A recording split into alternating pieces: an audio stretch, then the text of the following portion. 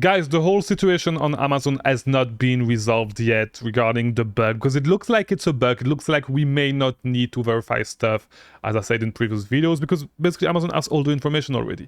I personally only had to add my phone number, my business address, but it's still not verified. I don't know why.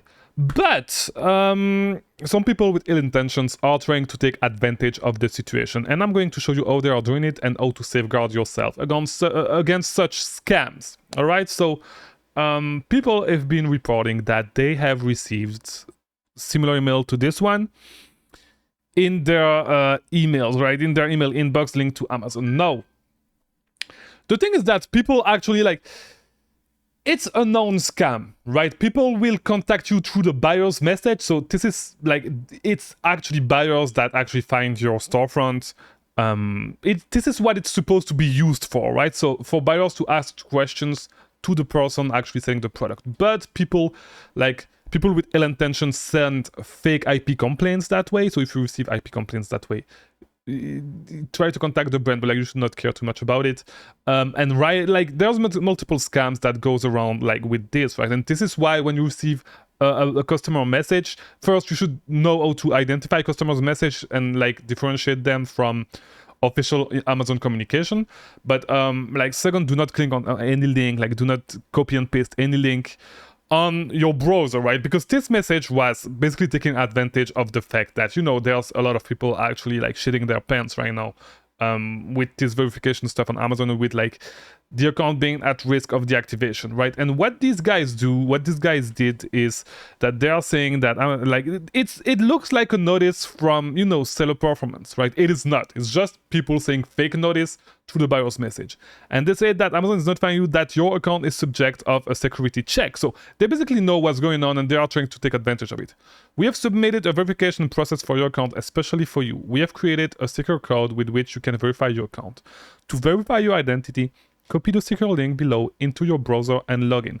Please perform the required verification. Here's the secure code. So I just, you know, I just removed the and yes, it's a work of art. I removed the name of the storefront. I removed the code because I do not want you guys to copy and paste these codes and get scammed, because I know that some of you guys are not that smart. Most of you are super smart, right? Let me take that back. Most of you are super smart. But there's always that one guy that is going to try to copy and paste this code, and that is going to have some issues with his computer and with his Amazon account. I do not want that to happen, right? But yeah, and they say that once you provide request information, the system will identify you, blah blah blah, and that you need to do it like within 48 hours. If not, you are going to be suspended, right? It's totally false, as I said. It's not an official Amazon communication, and you can see that by just, you know, basically the account name is verification service. It is not from a verification service, because the way the template is done is that you have inquiry from Amazon customer and then the name of the person. He just put verification service as a name, right? So do not fall for the scam. Do not fall for scams with buyer's message. Like there's not, like, you do not even have to, like, usually it's super rare that a customer sends you a buyer's message, so like a lot of beginners may fall for this. Do not fall for this, please. And yeah, by the way, how do we feel about the new setup? I changed a little bit the place where I put the camera. Let's not digress. Do not get scammed by those things. Your account is not going to get suspended. Let's just wait and see what Amazon says. I released a video on 3 lessons that you should take from... I showed it already, but I'm going to release this video on 3 lessons that you should learn from this whole situation with Amazon. I don't know if I'll release it tomorrow, today. I don't know what I'm going to do, but I'm going to release it soon. And yeah, do not get scammed. Just wait for an official Amazon confirmation. My guess is that the message on top of the account is going to be removed pretty soon. You're not going to get your account suspended.